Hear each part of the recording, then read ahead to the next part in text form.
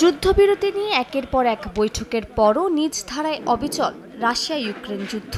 মৃত্যু, ধ্বংস আর আতঙ্ক যেন এখন এই দুই দেশের নামের সঙ্গে জড়িয়ে আছে। স্থানীয় সময় মঙ্গলবার রাশিয়ার ড্রোন হামলায় কেঁপে উঠেছে ইউক্রেনের খার্কিভ, কিয়েভ সহ বিভিন্ন অঞ্চল। এ ঘটনায় শিশুসহ হতাহত হয়েছেন বেশ কয়েকজন। ইউক্রেনীয় কর্তৃপক্ষ জানিয়েছে শুধু খার্কিভেই 20টি ড্রোন ও 31টি গাইডেড বোমা নিক্ষেপ করা হয়েছে।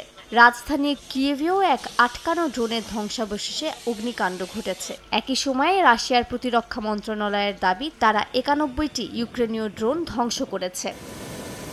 এদিকে যুক্তরাষ্ট্রের মধ্যস্থতায় এই দ্বন্দ্বের সমাধান নিয়ে সংশয় বাড়ছে। মার্কিন পররাষ্ট্রমন্ত্রী মার্কো রুবিও হুঁশিয়ারি দিয়েছেন, রাশিয়া ও ইউক্রেন যদি শিগগিরই কার্যকর কোনো শান্তি প্রস্তাব না দেয় তবে ওয়াশিংটন মধ্যস্থতা থেকে সরে দাঁড়াবে। এর মধ্যে সংঘাতে নতুন মাত্রা যোগ হয়েছে চীনের সম্ভাব্য সম্পৃক্ততা নিয়ে। তবে এবার সিএনএন এর এক প্রতিবেদন অনুযায়ী রাশিয়ার হয়ে চীনাদের ইউক্রেনের বিরুদ্ধে যুদ্ধে আসতে নিষেধ করছেন যুদ্ধরত চীনা সেনারা। তাদের অভিযোগ, রাশিয়ার সেনাবাহিনীর নির্দেশনা নিয়ে প্রশ্ন করলে কিংবা অমান্য করলে এসব বিদেশি সেনাদের বর্ণনাতীত অত্যাচারের মুখোমুখি হতে হয়। চীনের সেনাদের এমন অভিযোগের মধ্যেই দক্ষিণ কোরিয়ার আইন প্রণেতারা জানিয়েছেন, রাশিয়ার হয়ে যুদ্ধে অংশ নেওয়া প্রায় 15,000 সেনার মধ্যে অন্তত 600 জন উত্তর কোরিয়ার সেনা নিহত হয়েছেন।